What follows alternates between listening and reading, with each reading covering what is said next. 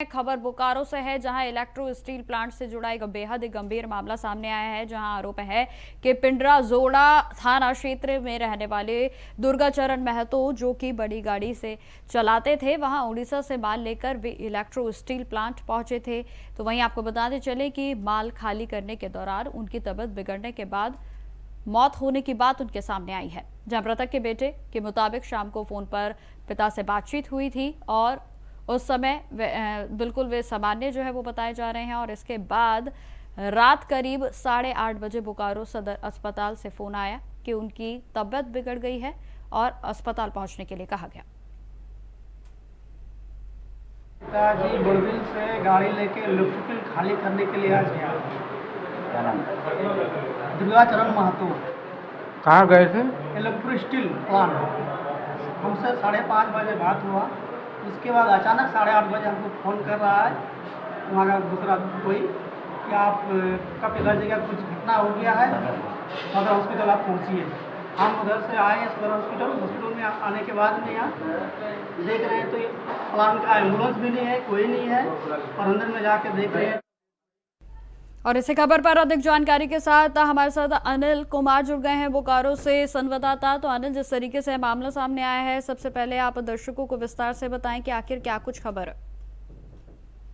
जी निकिता, आपको बता दें कि जिस तरह ये घटना घटी है, ये दुर्गा महतो बरबिल उड़ीसा से माल लेके आया था और बोकारो के इलेक्ट्रो स्टील प्लांट जो बेरांटा ग्राम से जाया जाता है उसी में उन्होंने खाली किया था। और शाम में उनका बेटा जो है, उनसे बात नहीं हुई थी, उस समय वो ठीक थे।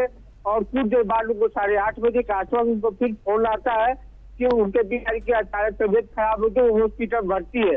जब उनका बेटा जब हॉस्पिटल बोकारो के सदर अस्पताल पहुंचता है तो वहाँ पे उनका शव को इलेक्ट्रो स्टील के द्वारा लाया गया और फिर वो चले गए थे। वो वहाँ पे जब देखे कि यहाँ पे इलेक्ट्रो स्टील के कोई व्यक्ति वहाँ पे खड़ा नहीं है और बॉडी साइड में पड़ा हुआ है। जी बिल्कुल अनिल जी, क्या परिवार वालों को किसी तरीके की साजिश की आशंका लग रही है? जी अभी तो स्पष्ट नहीं कि किस कारण से यह मौत हुआ है। जिस तरह वहाँ पे शव को फेंक के वो लोग चले गए थे, इलेक्ट्रो स्टील के जो एम्बुलेंस वहाँ पे रखी जाती है, इलेक्ट्रो स्टील के अंदर में एम्बुलेंस था, वही लेके आया था और शव को फेंक के चला गया था। और उसको लेकर अभी उनका जो परिजन अभी भी हंगामा कर रहे हैं वहाँ पे केस पे, अभी किसी भी प्रकार का स्पष्ट जानकारी नहीं मिली है। ठीक है अनिल जी, तमाम जानकारी देने के लिए आपका बहुत बहुत धन्यवाद।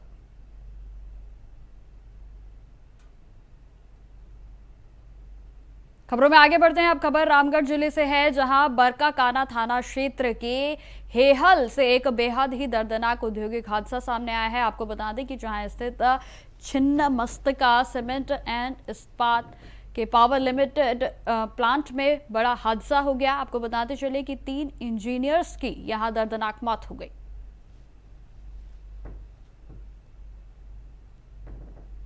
इसमें कहा जाए तो सब मैनेजमेंट की गड़बड़ी है। पैनल ओवर हीटिंग हुआ, टरबाइन ओवर स्पीड हुई। टरबाइन ओवर स्पीड होने के बाद जो पैनल है हीट था तो सारे सेफ्टी डिवाइस फेल हो गए। सारे सेफ्टी डिवाइस फेल होने की वजह से टरबाइन ब्लास्ट हो गई। टरबाइन ब्लास्ट होने के बाद ये अपने 3 DCS इंजीनियर, एक अभिषेक पांडे, दूसरे संजीव केसरी, तीसरे विनीत महतो, ये तीनों लोग की मौत हो गई। चौथे तरुण रवानी हॉस्पिटल में गंभीर रूप से घायल हैं, भर्ती है। इसमें कहा जाए तो 1-2 महीना पहले से ही हम लोग बता दिए थे मैनेजमेंट को कि अपना जो कंट्रोल रूम है उसका टेम्परेचर।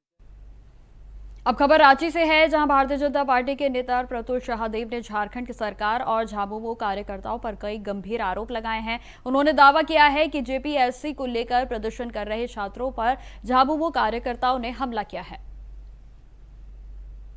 देखिए, जल जंगल जमीन ये कहते हैं हमारा है। ज़मीन की सबसे ज़्यादा लूट तो हेमंत सोरेन के सरकार में हुई। खुद मुख्यमंत्री जी पर दूसरी जगहों में ज़मीन कानून को तोड़कर CNT SPT एक्ट को तोड़कर लेने का हुआ आरोप लगा और ये आरोप अदालत में भी चल रहा है।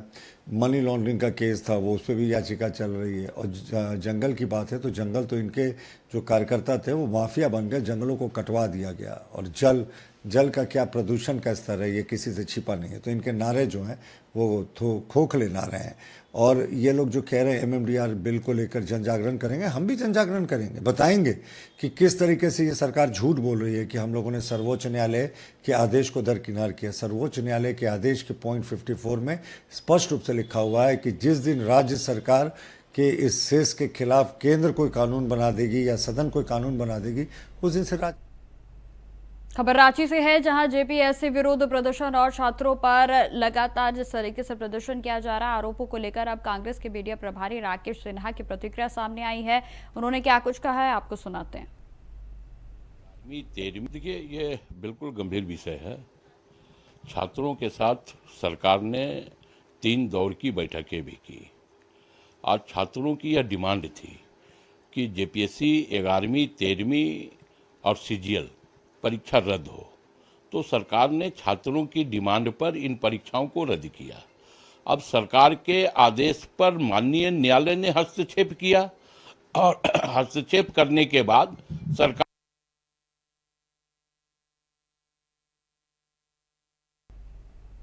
के इस आदेश को अंतरिम रोक लगाई है। यह रोक अंतरिम रोक है, तो ये छात्रों को भी समझना होगा कि सरकार। तो फिलहाल मेरे साथ झारखंड के इस बुलेटिन में इतना ही। देश दुनिया की तमाम खबरों की जानकारी के लिए बने रहे हमारे साथ। नमस्कार।